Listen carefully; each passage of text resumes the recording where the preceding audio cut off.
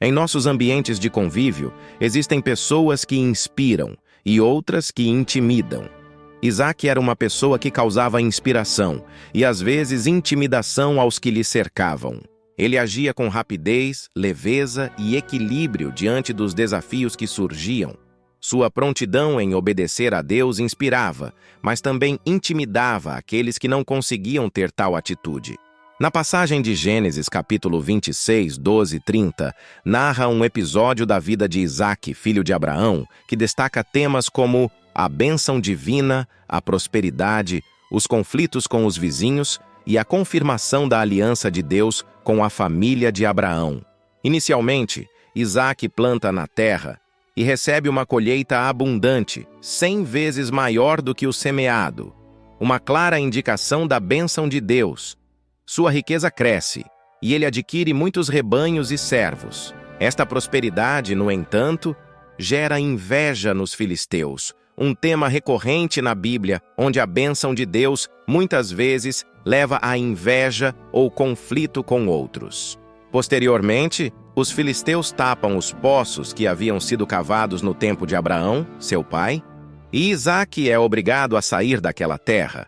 Ele reabre os poços antigos e cava novos, mas enfrenta disputas com os pastores de Gerar, terra dos filisteus, sobre a propriedade da água. Estes conflitos sobre os poços simbolizam desafios e oposições que Isaac enfrenta, mesmo estando sob a bênção de Deus. Após se afastar das áreas de conflito, Isaac cava outro poço, que não é disputado, e o chama de Reobote, dizendo: Agora o Senhor nos deu espaço e prosperaremos na terra. Ele então se muda para Berseba, onde Deus lhe aparece reafirmando a aliança feita com Abraão e prometendo abençoar e multiplicar seus descendentes. A reafirmação dessa promessa divina é central na fé judaico-cristã, simbolizando a fidelidade e a continuidade do plano de Deus através das gerações. Abimeleque, o rei dos filisteus, juntamente com seus conselheiros, visita Isaac, reconhecendo que Deus está com ele. Eles fazem um pacto de paz, apesar dos conflitos anteriores. Este episódio mostra a transformação dos relacionamentos devido ao reconhecimento da bênção e presença de Deus na vida de Isaac. No mesmo dia em que Isaac faz o pacto com Abimeleque, seus servos lhe informam sobre outro poço que eles cavaram, simbolizando a contínua provisão e bênção de Deus. Costumamos ser admirados por quem nos cerca? A pergunta central deve ser: como ser admirado por quem nos cerca? Será que existe resposta para essa pergunta? Isaac demonstra uma fé inabalável e uma obediência exemplar a Deus, algo profundamente inspirador. Em um contexto onde a incerteza e a insegurança eram comuns, a capacidade de Isaac de confiar em Deus e seguir seus caminhos sem hesitação seria uma fonte de inspiração. Sua atitude reflete uma profunda convicção e compromisso com sua fé, qualidades que podem motivar os outros a buscar uma relação mais profunda com Deus. A maneira como Isaac lida com os desafios, incluindo conflitos sobre os poços e as relações tensas com os vizinhos filisteus, demonstra uma combinação de leveza e equilíbrio. Ele não recorre à violência ou retaliação, mas busca soluções pacíficas e pragmáticas, reabrindo poços antigos e cavando novos. Essa abordagem equilibrada em face de conflitos e adversidades é uma lição valiosa sobre como lidar com as dificuldades da vida. A prosperidade e as bênçãos que Isaac experimenta, evidentemente dadas por Deus, podem ter um efeito intimidador sobre aqueles que observam de fora. A inveja dos filisteus, por exemplo, é uma reação natural diante do sucesso extraordinário de Isaac. Para alguns, a presença de uma pessoa abençoada e bem-sucedida pode ser uma lembrança dolorosa de suas próprias lutas ou fracassos, levando a sentimentos de inadequação ou ressentimento. Isaac não apenas obedece a Deus, mas faz isso prontamente. Essa prontidão, uma demonstração de fé e confiança absolutas, pode ser intimidadora para aqueles que lutam com dúvidas ou hesitação em sua própria fé. Em resumo, a vida de Isaque é um testemunho poderoso de como a fé, a obediência e o equilíbrio podem moldar não apenas a vida de um indivíduo, mas também influenciar profundamente aqueles ao redor. Sua história oferece lições valiosas sobre a importância da fé ativa, a gestão de conflitos e o impacto que uma única pessoa pode ter em uma comunidade. Precisamos escolher agir com sabedoria. No processo para nos estabelecermos em nossas áreas de conquistas, iremos lidar com situações já vividas. A prosperidade de Isaque intimidava os filisteus, que o perseguiram repetidas vezes. Contudo, quanto mais o perseguiam, mais ele prosperava, pois sabia que a bênção do Senhor estava sobre si e iria acompanhá-lo, mesmo sendo afastado, sem justa razão, dos poços que seus servos haviam cavado. Em situações como aquelas, fazia-se necessário agir com sabedoria, consciência e lucidez. Isaque não relutava. Contra todas as expectativas, quanto mais lhes dava espaço, mais se aproximava de seu propósito e menos tinham em que lhe acusar. Precisamos tomar posse das bênçãos liberadas. Pode ser que o ambiente familiar em que fomos educados não tenha gerado em nós a maturidade necessária para lidarmos com os desafios da vida. Porém, ao conhecermos os princípios do reino de Deus e aplicarmos-los em nossas jornadas, receberemos as bênçãos de um viver saudável e equilibrado emocional e espiritualmente. Se a geração da qual viemos não construiu, não planejou, não rompeu, a palavra de Deus está liberada sobre nós para que construamos, planejemos e rompamos em todas as esferas da vida e de forma poderosa. Isaque acreditava nisso. Onde colocava sua atenção e esforço, ali prosperava.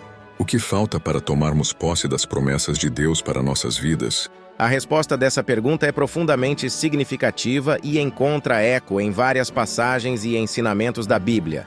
Você precisa refletir um pouco nas passagens e ensinamentos bíblicos. Vamos começar com alguns. Em Hebreus 11:1, define-se a fé como a certeza daquilo que esperamos e a prova das coisas que não vemos.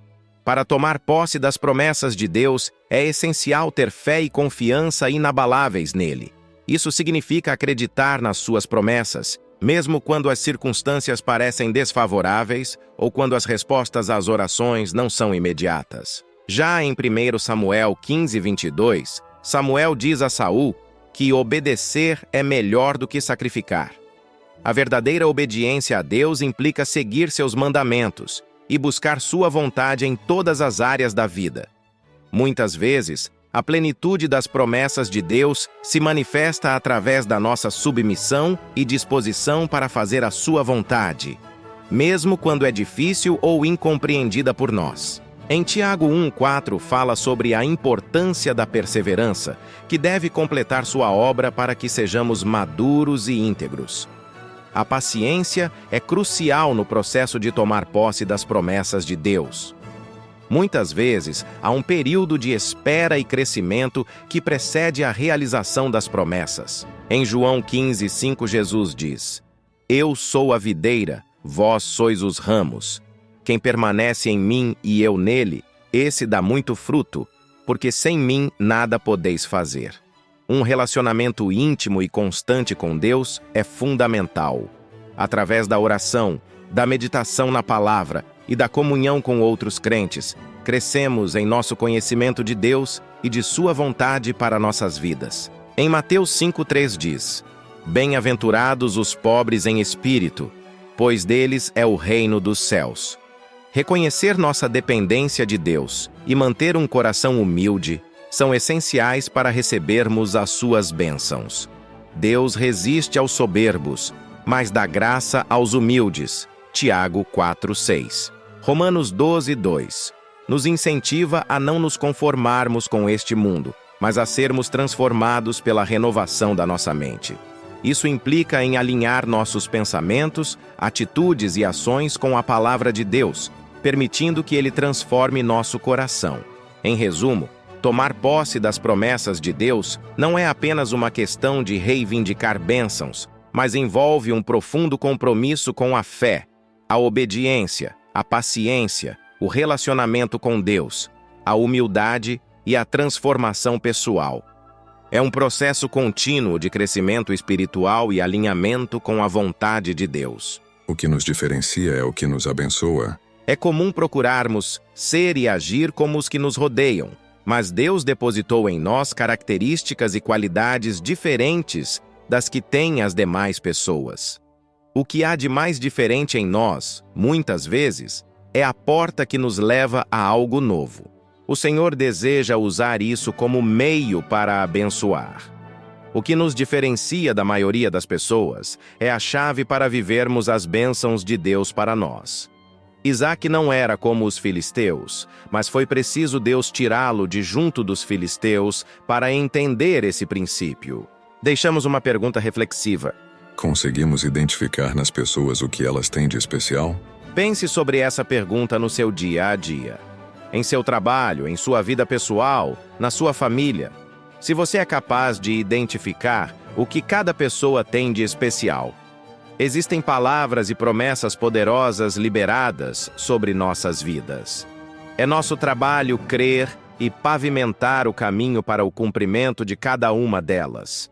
Se necessário, repitamos essas verdades insistentemente. Mantenhamo-nos em lugares visíveis, mas não permitamos que tais promessas sejam esquecidas. Somos abençoados e estamos autorizados a viver cada palavra de Deus que nos foi declarada. Sejamos uma inspiração toda vez que Deus nos fizer prosperar. Não esqueçam de deixar seus comentários, compartilhar o vídeo com seus amigos e, claro, se inscrever no canal para mais conteúdos como este. Até a próxima!